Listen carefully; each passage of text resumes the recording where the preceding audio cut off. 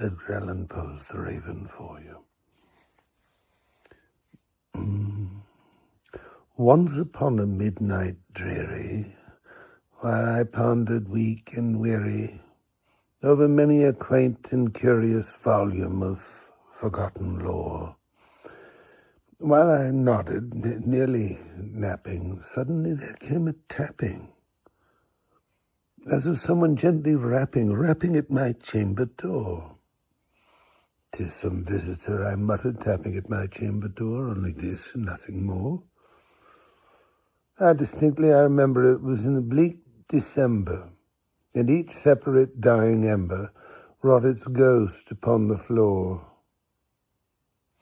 Eagerly I wished the morrow, vainly I had sought to borrow from my book surcease of sorrow for the lost Lenore,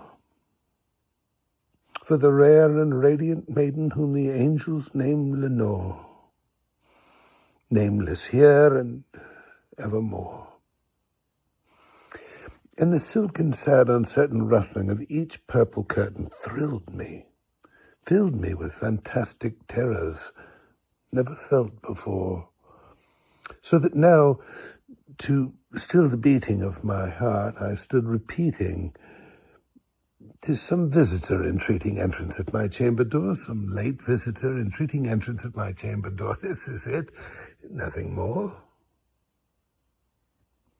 Presently, my soul grew stronger, hesitating then no longer. "Sir," said I, "or madam, truly your forgiveness I implore.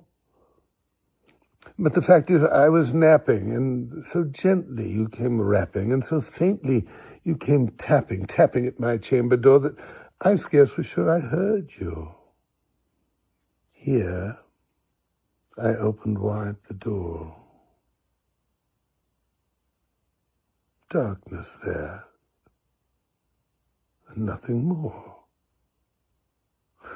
Deep into that darkness peering, long I stood there wondering, fearing, doubting, dreaming dreams no mortal ever dared to dream before.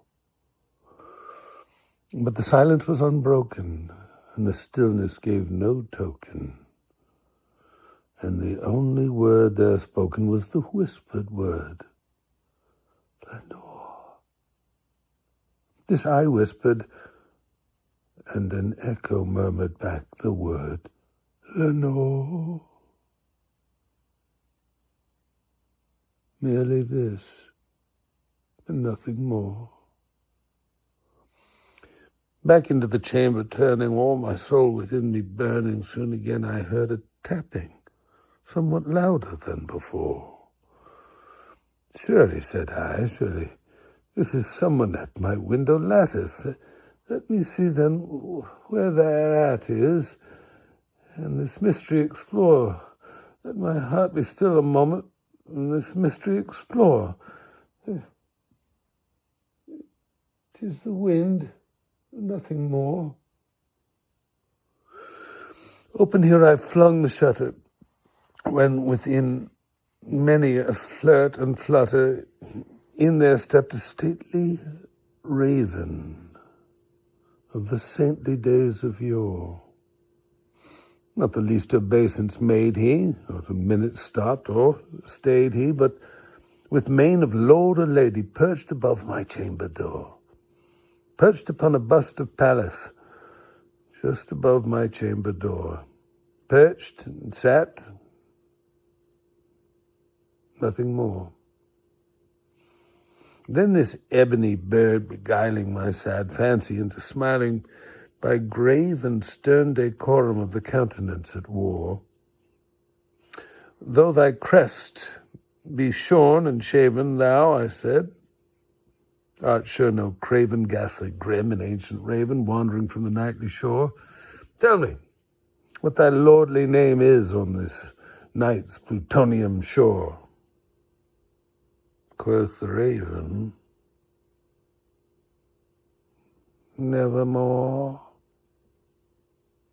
Much I marveled at this ungainly fowl to hear discourse so plainly, though its answer little meaning, little relevancy bore, for we cannot help agreeing that no living human being ever yet was blessed with seeing bird above his chamber door, bird or beast upon the sculptured bust above his chamber door, with such a name as nevermore. But the raven, sitting lonely on his placid bust, spoke only that one word, as if his soul in that one word he did outpour. Nothing farther than he uttered, not a feather than he fluttered, till I scarcely more than muttered other friends had flown before. On the morrow he will leave me, as my hopes have flown before. Then the bird said, nevermore. Startled at the stillness broken by reply so aptly spoken, doubtless, said I, what it utters is its only stock and store caught from some unhappy master, whom unmerciful disaster followed fast and followed faster, till his songs one burden bore, till the dirges of his hope that melancholy burden bore of nevermore.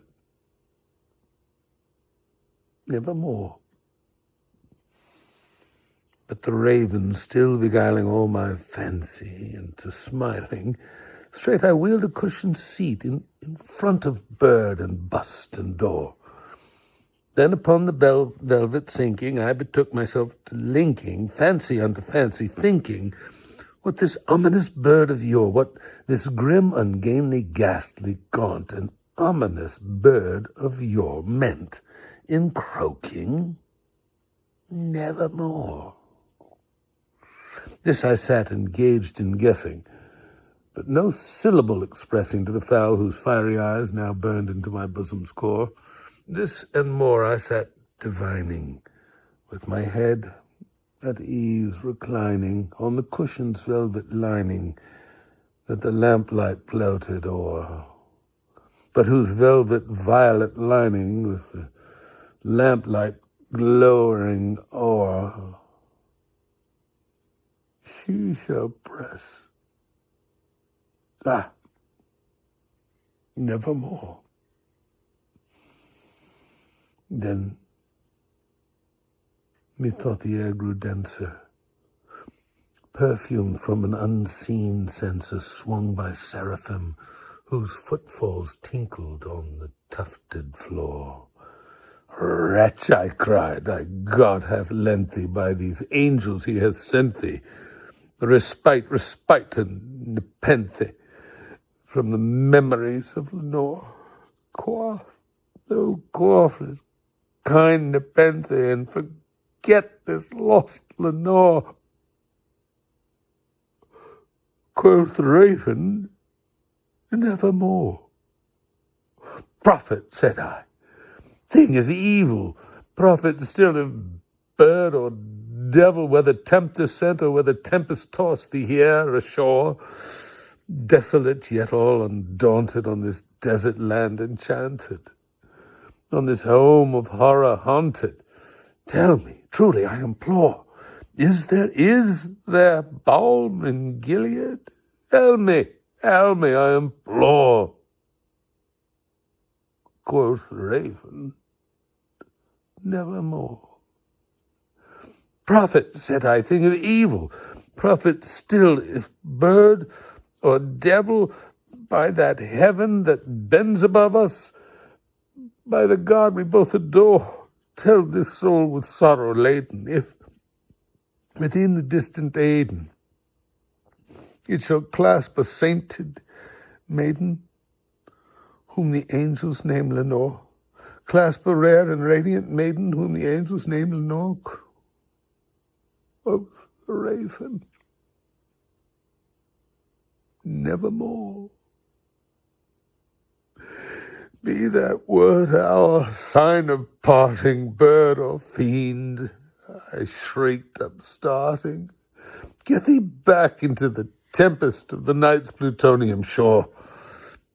Leave no black plume is a token of that lie thou soul hath spoken.